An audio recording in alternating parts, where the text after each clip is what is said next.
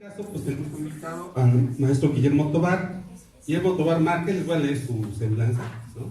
Es geógrafo y divulgador de la ciencia, licenciado en Geografía por la Facultad de Filosofía y Letras de la UNAM, divulgador de la ciencia por la Dirección General de Divulgación de la Ciencia de la UNAM. ¿Es atlético? Es atlético, sí, ¿no?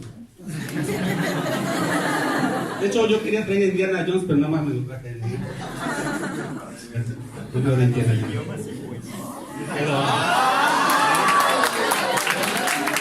Bien, entonces él es académico de la Facultad de Filosofía y Letras de la UNAM, en la licenciatura de Geografía y docente de diferentes niveles educativos, desde el básico hasta el superior.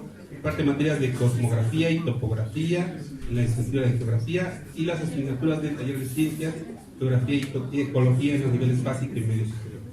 O sea, si ustedes crean que la geografía era un invento de la primaria, no. Especialista en comunicación de la ciencia, presencial en temas de geografía, física, matemáticas y astronomía. Mantiene el sitio Miradas Conciencia en redes sociales, enfocado en la divulgación de la ciencia para el gran público. Ha conducido series de televisión sobre matemáticas y literatura enfocada en la educación para la SED vía la Dirección General de Televisión Educativa. Ha escrito artículos de divulgación en revistas indexadas en el Índice Mexicano de Revistas de Divulgación de la Ciencia de CONACYT y ha impartido decenas de conferencias a nivel nacional e internacional, siempre privilegiando el entendimiento del gran público de los fenómenos naturales y problemas socioambientales, el espacio geográfico y métodos científicos. Entonces, yo les recomiendo que entren a Facebook y busquen Miradas Conciencia, ¿no? O buscan a su nombre y ahí pueden ver lo que hace Guillermo, ¿no? Entonces le pusimos el reto de que nos hablara de qué tiene de interesante la película Interestelar y nos va a platicar sobre gravedad, ¿verdad? Pero ya general. Se los dejo a ustedes para que le den un aplauso.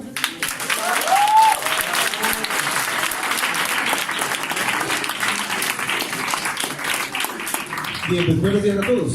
¿Cómo están? Iniciando clases, ¿verdad?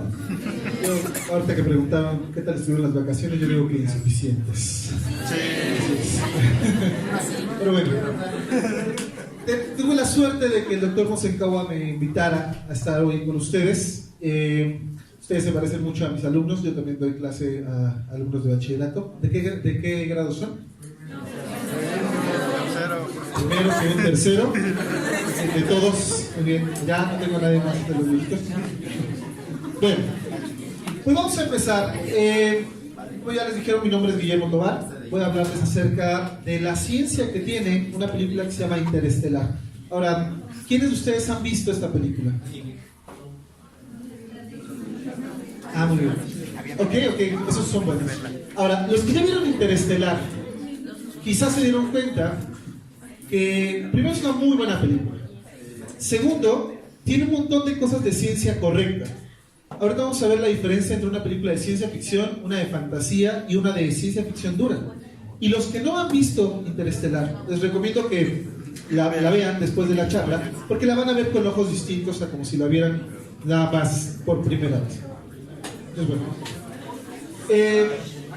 En esta película de Interestelar, yo les voy a dar una pequeña introducción, porque si no la han visto y los que la hayan visto para que la recuerden. Se trata de que en un futuro la humanidad tiene un gran problema, porque hay una sequía global, y los cultivos empiezan a morir. Y como están muriendo, cada vez hay plagas que van acabando con el maíz, con el trigo, con distintos cultivos, y básicamente la humanidad se está muriendo de hambre y el planeta ya no funciona, es un desastre ecológico. Entonces unos científicos ven la posibilidad de salir de la Tierra para encontrar otros lugares donde podamos estar los seres humanos.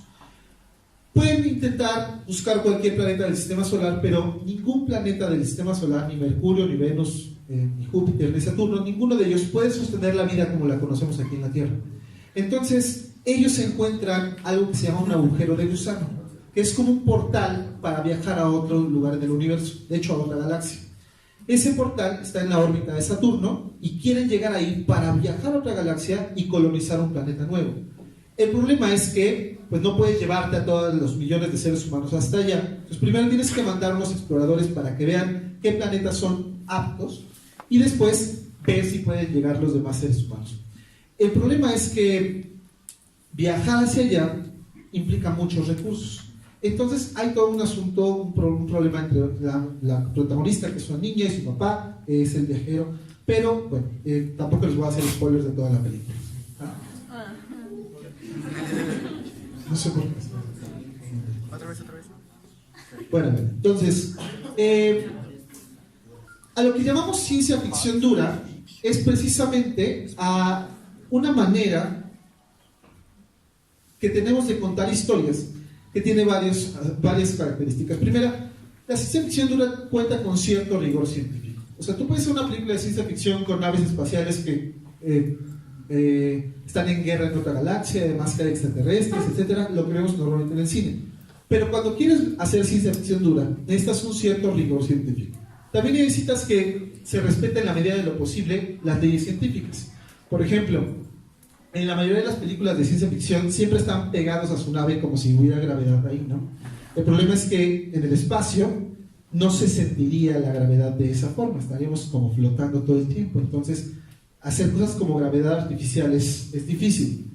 Luego, especula con base en los descubrimientos y avances recientes. O sea, tomamos las cosas que ya sabemos que sí funcionan y las transformamos en una historia interesante. Eso se hace en la ciencia ficción dura. Y luego, no envejece fácilmente. O sea que si nosotros vemos una película de ciencia ficción dura dentro de 30 años, parece que todavía está bien, o parece que todavía es interesante o válido. Esto no pasa muy seguido. Por ejemplo, hay una novela que se llama Ingenieros del Mundo Anillo, que se escribió hace décadas y que ahora la volvemos a leer y parece que sigue hablando del futuro. En cambio, hay películas que no son así. ¿Han visto una película más o menos viejita para ustedes que se llama Volver al Futuro? Claro, ¿verdad? Se suben en un DeLorean gigante, así viajan. Pues resulta que el futuro de Volver al Futuro ya es nuestro pasado. O sea, ellos llegaron al año 2018, que fue el año pasado. Entonces, para nosotros eso ya está viejito. Y no hay ni coches voladores, ni hay pizza que se puede hidratar en un horno, etc. Ahora bien, voy a intentar explicar lo siguiente, como esto, a ver si me sale, porque es así, cuando quiero explicar algo y cuando realmente lo explico, ¿no?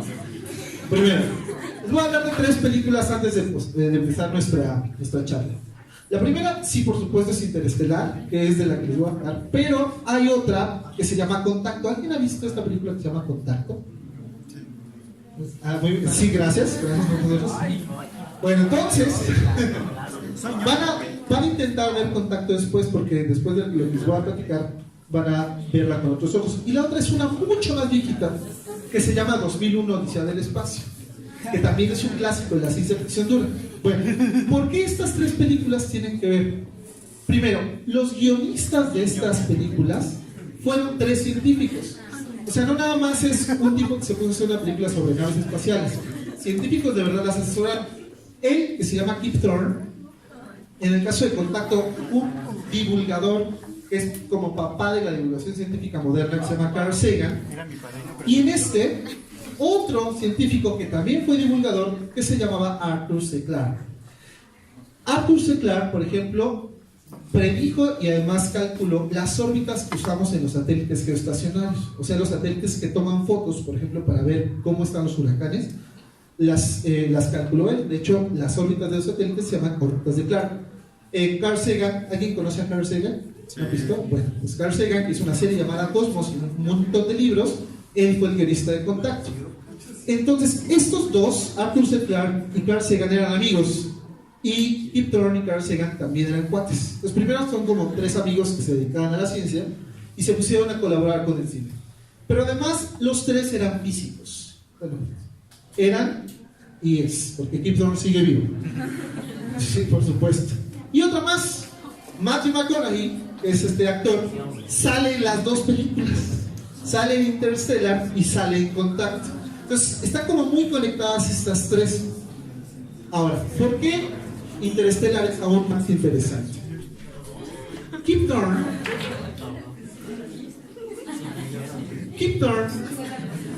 es un físico que está especializado en cosmología, en relatividad y en agujeros negros.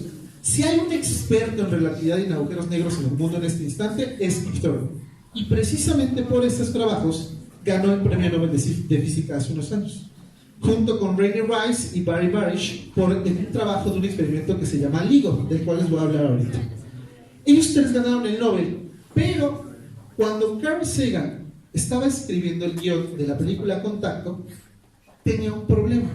La protagonista, llamada Eddie Arroway, quería que viajara hasta una estrella llamada Vega.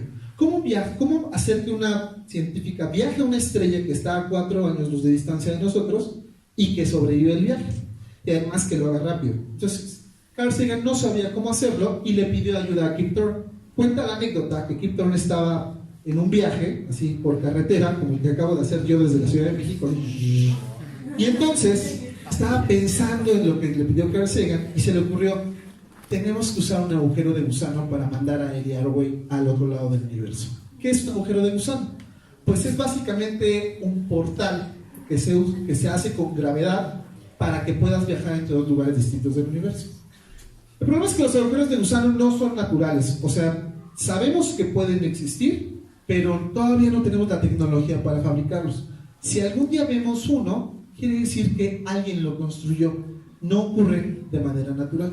Y entonces, ese es el asunto en Interestelar. Los seres humanos encuentran un agujero de gusano y parece ser que una civilización extraterrestre o más avanzada lo construyó.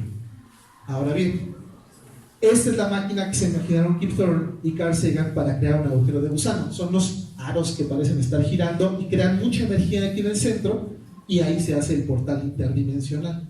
Más bien interespacial, porque están en la misma dimensión.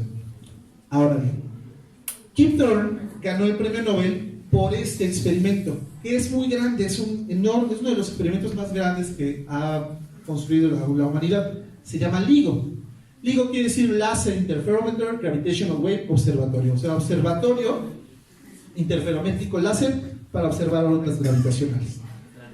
Y lo que hace este experimento a grandes rasgos es que aquí hay unos aparatos sumamente exactos, muy precisos, y de este lado, como a más de 1 kilómetro de distancia, hay un láser muy potente, y ese láser se dispara por este tubo, luego da con un espejo, este espejo va hacia acá, y al final lo que estamos intentando hacer con ese experimento es medir si la gravedad tiene cambios.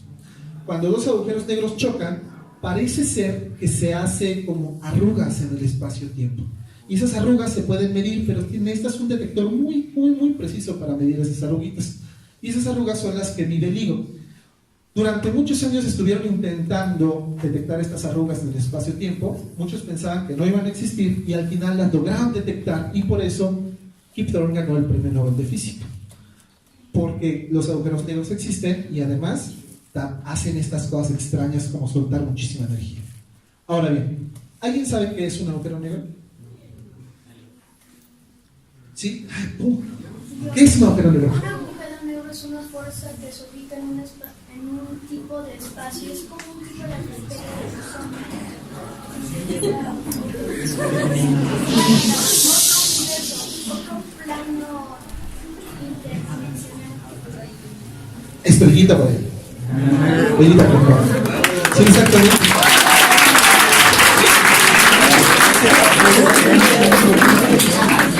Sebastián nos acaba de decir una definición bien padre del agujero negro.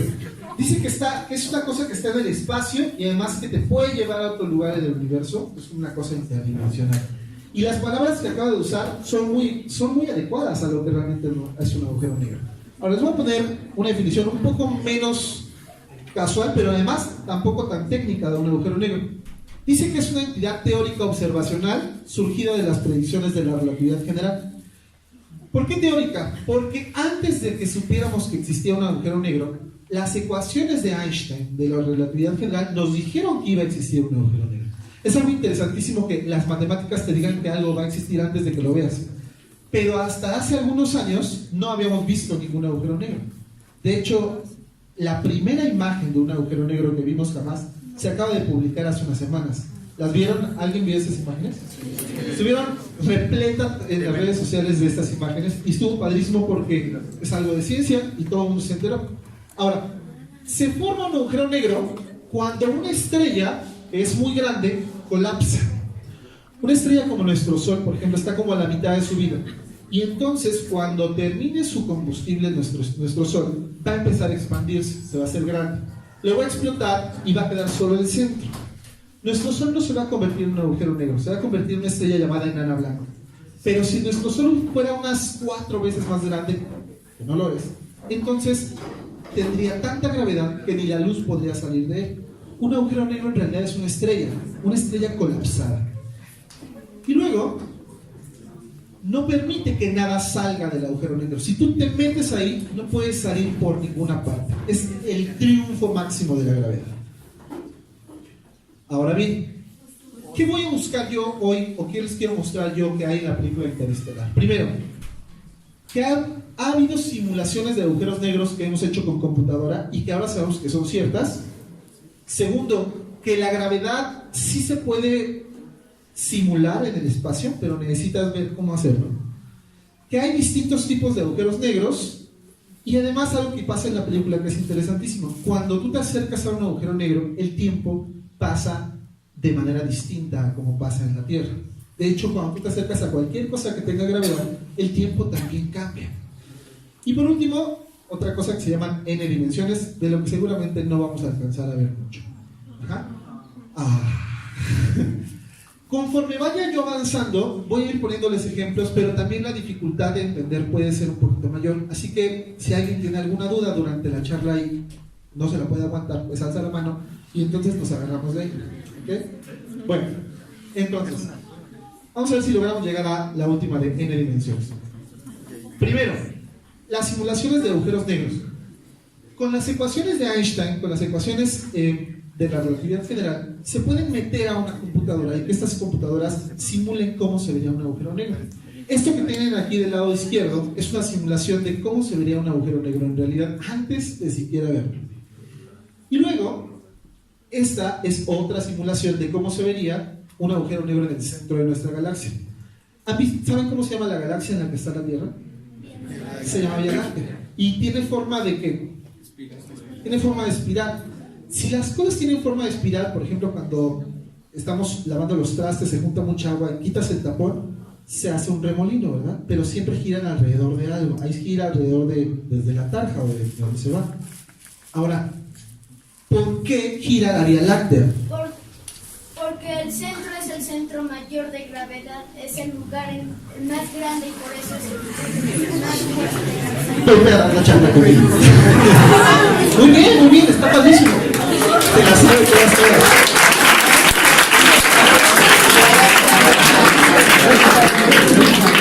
Resulta entonces que tiene toda la razón. Si la galaxia está girando alrededor de algo, ese algo tiene que ser muy pesado. Y sabemos que las galaxias tienen el centro de agujeros negros.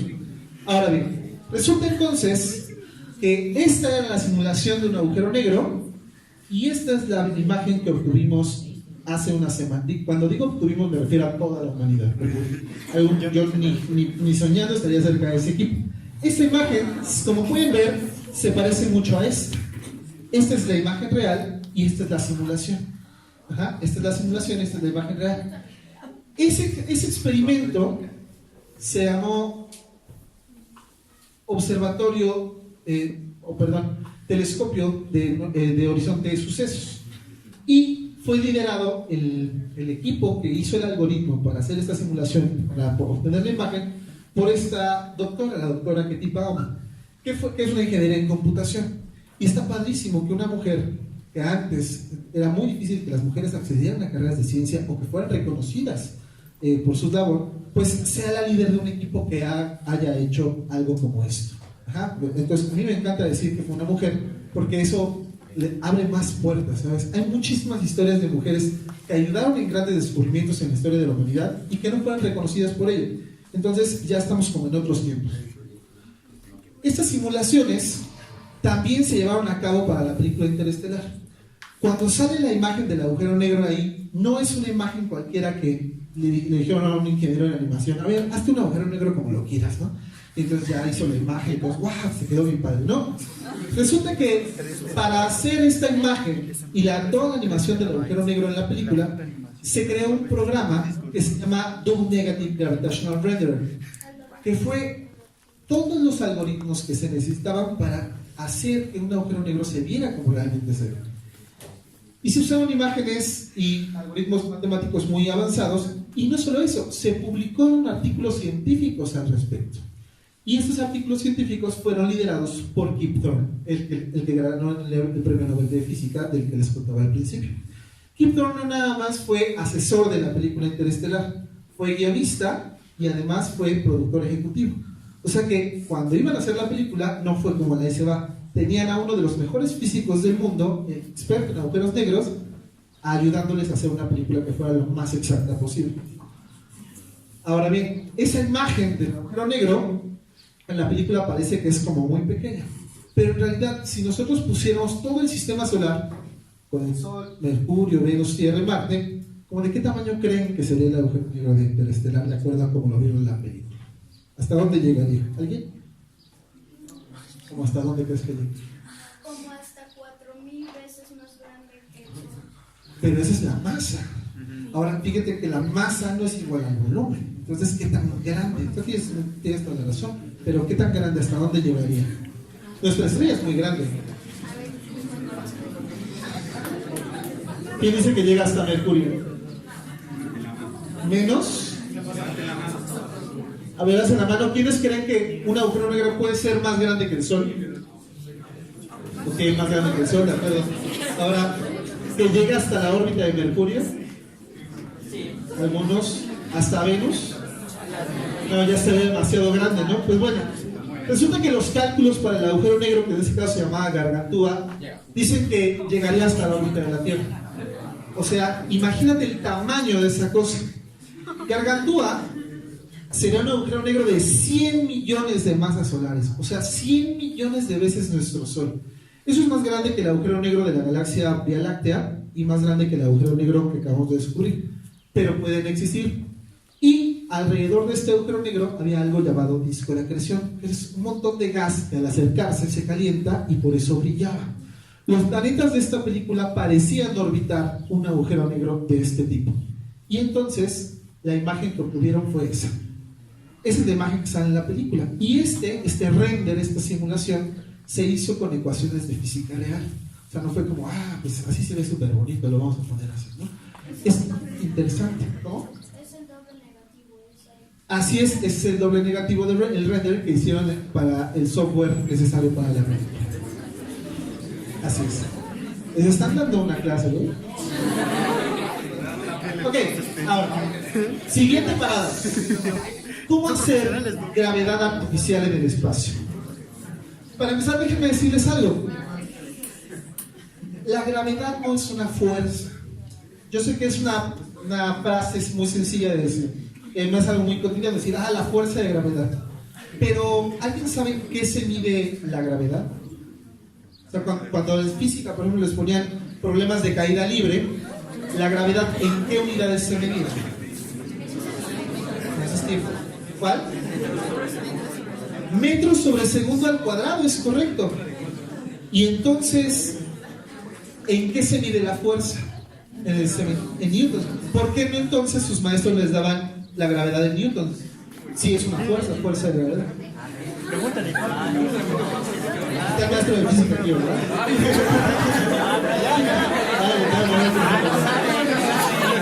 No es cierto, a ver.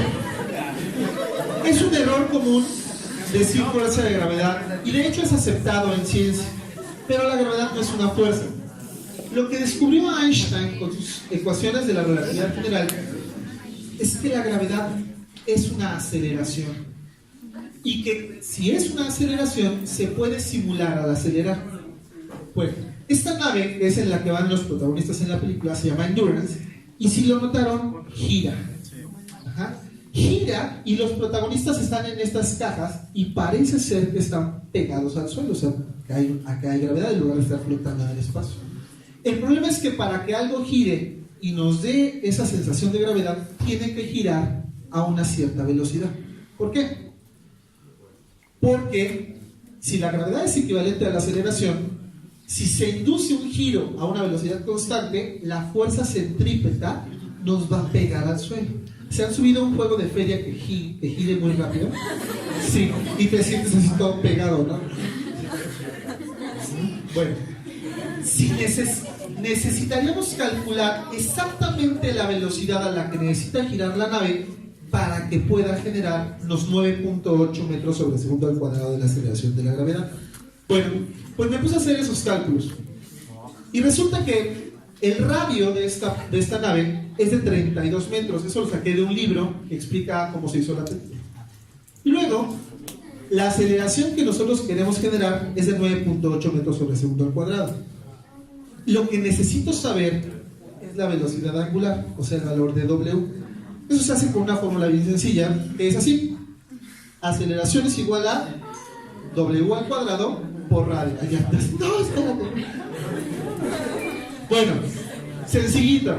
Esa la despejamos y nos queda que la velocidad angular es igual a la raíz cuadrada de la aceleración sobre el radio.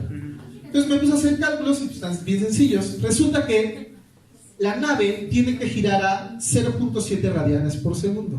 Si eso lo convierto, son 6.39 revoluciones por minuto, o sea que tiene que dar una vuelta cada 9.5 segundos. Y cuando le da uno play a la película y agarras un cronómetro, la maldita nave da una vuelta cada 9.5 segundos. O sea que no lo pusieron a girar así nada más porque sí, sino que el giro de la nave está calculado exactamente para que simule la gravedad terrestre. ¿Ah? Que si no me creen, agarren su cronómetro cuando vean Interestelar. Ok, a ver. Entonces, ya hicimos dos paradas. Ya vimos que el agujero negro es correcto. Ya vimos que la nave es correcta. Ahora vamos a ver que hay diferentes tipos de agujeros negros. No todos son iguales. Y esto depende de dos cosas. Una, que el espacio y el tiempo se deforman y esto afecta el comportamiento de la luz. Ahorita les voy a explicar un poco más de eso. Y la segunda es que para salir de un planeta o de un cuerpo que tiene gravedad, tienes que tomar cierta velocidad. Ahora bien, esto Einstein lo predijo y nadie le creyó. Bueno, no nadie, sino mucha gente. Pero había muchos físicos que estaban en duda que sus ecuaciones fueran correctas. Y no fue hasta un eclipse que Einstein dijo, si hacemos este experimento van a ver que yo tengo la razón. Este experimento era más o menos así. Un rayo de luz viene desde una estrella y llega hasta acá. La luz viaja en línea recta por el espacio. Pero, si nosotros esperamos a cuando haya un eclipse, podemos ver un efecto interesante. Ahora, este dibujo no es de escala, pero un eclipse ni de tamaño ni de distancia. Pero es más o menos la configuración. El Sol está de un lado, la Luna está acá y la Tierra está acá. Eso es un eclipse total de Sol, más o menos. Ahora, cuando el rayo de luz pase por el Sol, si Einstein estaba en lo correcto, el rayo de luz se va a curvar, porque la luz va a ser afectada por la gravedad. Y entonces, si la Luna tapa la luz del Sol, en un eclipse total parece ser que se hace de noche. Aquí en México, durante su periodo de vida de todos ustedes, no ha habido un eclipse total de Sol que sea visible desde aquí, desde el centro de México. Pero en los 90, a principios de los 90 hubo uno. Y este año hay un eclipse total de Sol, solamente que no se va a ver aquí en México. La totalidad solamente se va a ver en Chile y en Argentina. Y entonces, yo estoy planeando ir a Chile y Argentina nada más a ver el eclipse, a ver si me alcanza el dinero.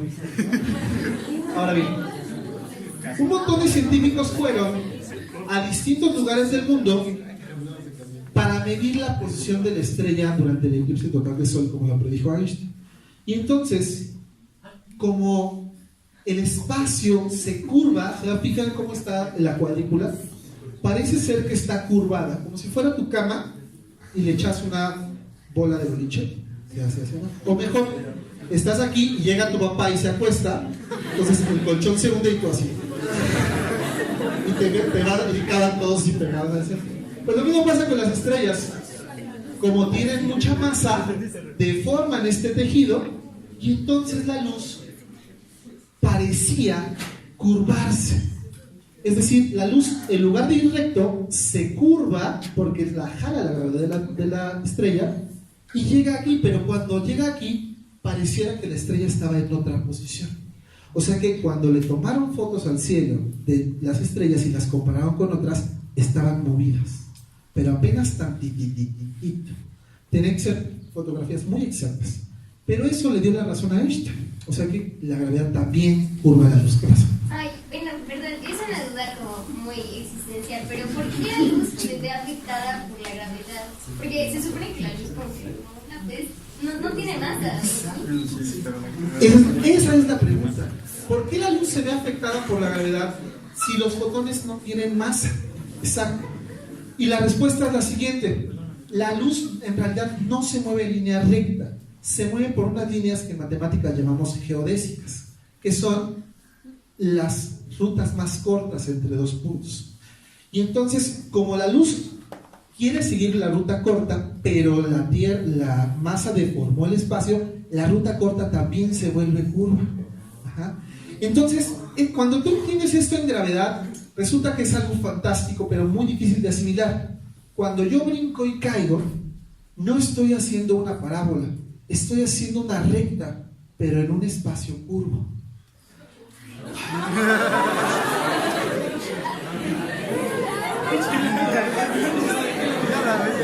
Es que es una idea enorme. Es que se cagas, Bueno, voy a intentar seguir a ver si después se clarifica un poco. Ahora bien, esta masa puede ser cualquier cosa. De hecho, nosotros tenemos gravedad. Cualquier cosa que tenga masa deforma el espacio. Yo tengo gravedad, ustedes también, y estamos haciendo nuestra propia deformación. Pero la gravedad de la Tierra, como es mucho más masa, deforma mucho más el espacio. Ahora bien, este es un esquema mucho más preciso, porque en lugar de ser una cama plana, es tridimensional. Entonces, ¿se puede hacer por qué? No, todavía no llegamos ahí. Se parece un montón. Pero no, el espacio tridimensional se deforma hacia el centro de la masa. Pero hay un asunto. Vean, la distancia de estos puntos es más grande que la distancia entre los puntos aquí, pero nosotros la percibimos como si fuera la misma. En realidad está deformado tanto la masa como el espacio y el tiempo. O sea, el tiempo pasa de manera distinta aquí, cerca de la estrella, que lejos de la estrella. Esa es la razón por la que el interestelar tiene que estar lidiando con que en un planeta una hora son 7 años para nosotros, porque el tiempo está deformado también por la masa. Ahora bien, el otro concepto que hay que entender para poder entender relatividad es la velocidad de escape. ¿Qué tan rápido necesitas aventar una pelota hacia arriba para que no vuelva a caer? Es decir, si yo tomo esta botella, le voy a dar un plafón y la aviento, vuelve a caer, ¿cierto? Llega un punto en el que su velocidad es 0 y luego regresa. Si yo la aviento con más fuerza, no le doy el plafón. Sube más, pero regresa. Si yo la meto en un cañón y luego la aviento, se va a hacer pedazos, pero... y sube más, vuelve a caer. ¿Qué tan rápido tiene que ir un objeto para que no vuelva a caer en la Tierra? Pues tienes que pensar en los cohetes, por ejemplo, los cohetes espaciales. Los cohetes espaciales, para ir a la Luna, ni siquiera tuvieron que alcanzar esa velocidad, porque primero se pusieron a dar vuelta a la Tierra y ya fuera de la gravedad de la Tierra, se fueron hacia la Luna. La velocidad que hay que alcanzar para salir de la Tierra es muy grande.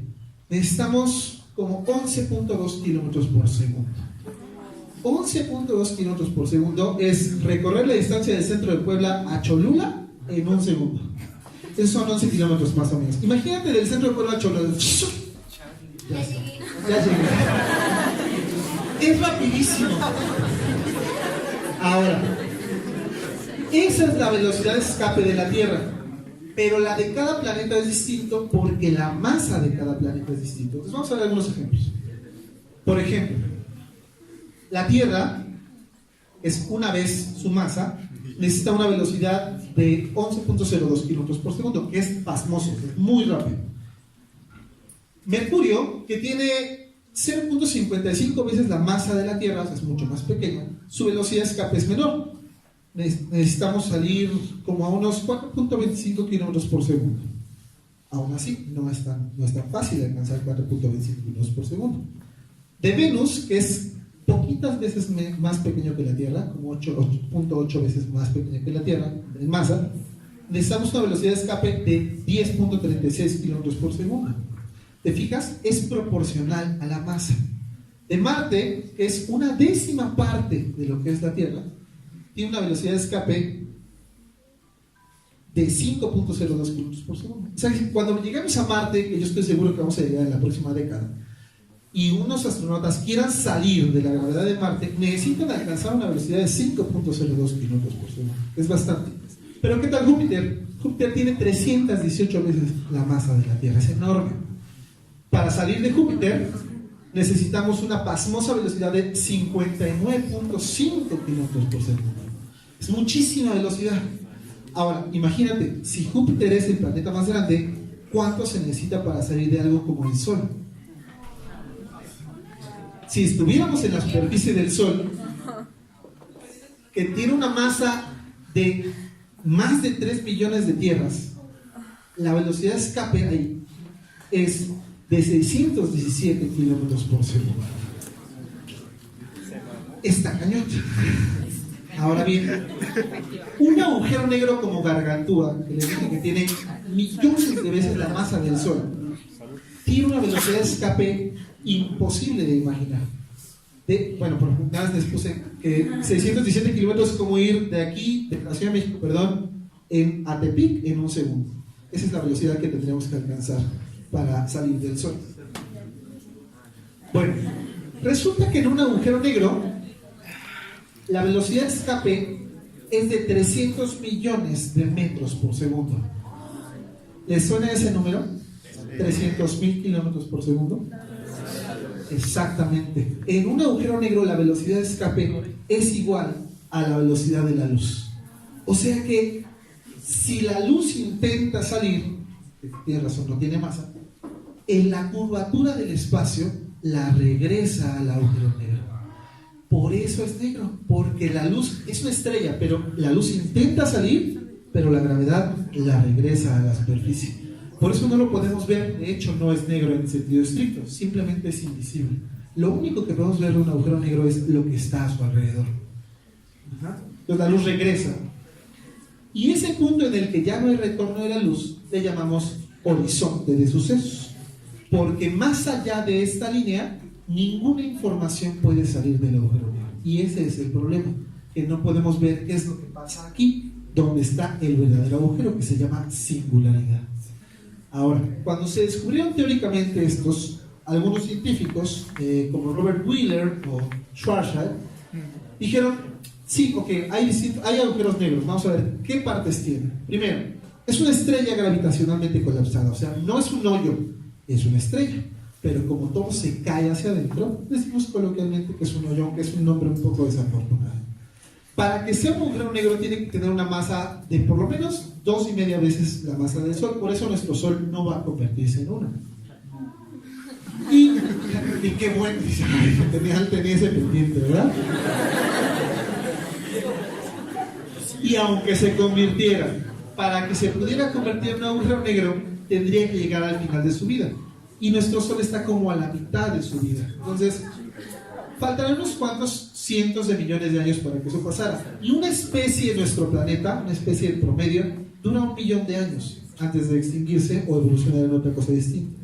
Los seres humanos llevamos 300.000 años sobre la superficie de la Tierra. O sea que espero que nos queden menos de 700.000 años y nos extingamos antes.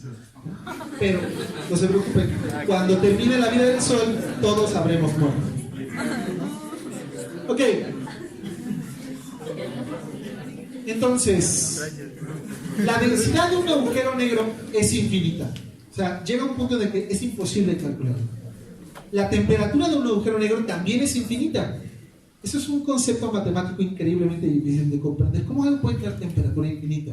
Lo que pasa es que las leyes que conocemos, que funcionan con la química y con la física, ya no funcionan en la singularidad. No sabemos qué pasa adentro. Es una incapacidad teórica.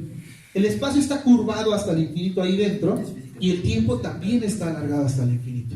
¿Cómo sabemos eso? Porque las fórmulas nos lo dicen, y hasta ahora los modelos que salen de las fórmulas dan predicciones correctas. Sabemos que podemos confiar en ellas. Bueno, este señor John Wheeler, que fue un físico que vivió a principios del siglo XX, también dijo que había distintos tipos de agujeros negros. Uno es un agujero negro muy sencillo. Tiene una singularidad en el centro y luego su horizonte de sucesos. Se llama agujero negro de Schwarzschild. El problema es que al universo no le gustan las cosas que no giran. Todo gira en el universo. Los planetas giran, las estrellas giran, los remolinos, los huracanes, todo gira. Y qué bueno, porque eso da fenómenos interesantes. Pero hay otros agujeros que sí giran, y entonces la singularidad, en lugar de ser un punto, se vuelve una dona. Algo que en matemática llamamos un toroide. Se llaman agujeros negros de Kerr. Y giran y tienen algo que se llama ergósfera, que es una zona en la que si nosotros llegáramos con una nave espacial solamente podríamos pasar hacia adentro, ya no podríamos salir. Y un último tipo, Es como el bochinche. exacto, y el último que se llama agujero negro de Kerr-Newman. Ese tiene giro y tiene una carga eléctrica y tiene también una singularidad de forma de dona, pero tiene dos horizontes de sucesos porque están separados por su carga eléctrica. Bueno, yo ya les di pistas sobre qué tipo de agujero negro sería Gargantúa. Vamos a ver si pueden deducirlo al final. Ajá. Ahora bien, las fórmulas para calcular este agujero negro fueron reales. No fue así como, pues vamos a hacer un agujero negro. No. Se basaban en un artículo científico que se llama Agujeros Negros Giratorios, de un científico que se llama Kip Thorne, del que ya les hablé. Y primero hicieron una fórmula para ver cómo sería un agujero negro en rotación. Y está bien sencilla esta fórmula, ¿verdad? Y luego pensaron en cómo sería la dilatación temporal en un agujero negro de esos. Para que una hora en ese planeta, en el planeta de la película, pasaran 7 años fuera de ese lugar. Hicieron las fórmulas reales y al final sacaron todas las ecuaciones de masa, de gravedad y de aceleración para ese agujero negro. Por eso sabemos que tiene 100.000 millones de masas solares y además que gira y que tiene un cambio del tiempo que es exactamente calculado a como lo hizo Kip Thorne.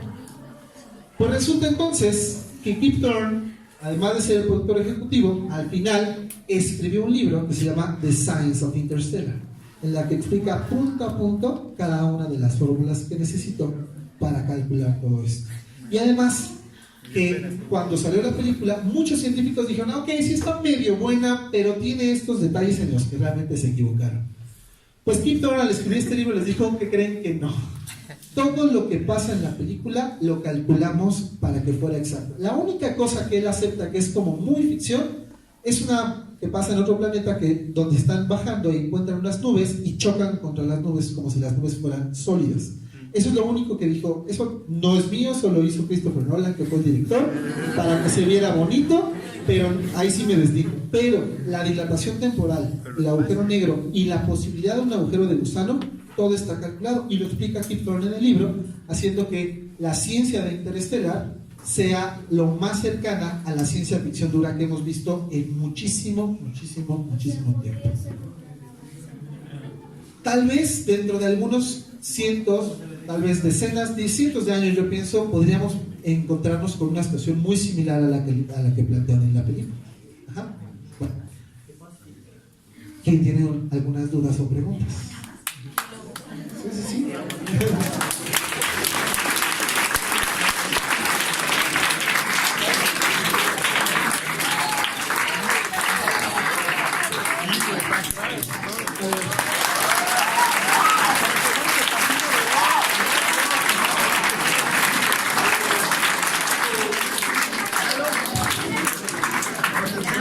Bueno, pues, si se quedan teniendo dudas, ahorita pueden preguntarles en corto, o ya también pueden buscar su Face, ahí está, allá abajito está, Face o Twitter, pueden preguntarle por correo, pueden preguntarle. Bueno, vamos a darle un agradecimiento al maestro Guillermo Toa.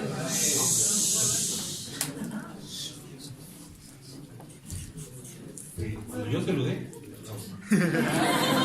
Este agradecimiento viene en nombre del doctor Ignacio Martínez Laguna y agradece al maestro Guillermo su participación como ponente en el seminario de divulgación de la ciencia y ciencia ficción con la conferencia Reactividad General y sus efectos, el 22 de abril de 2019. Muchísimas gracias.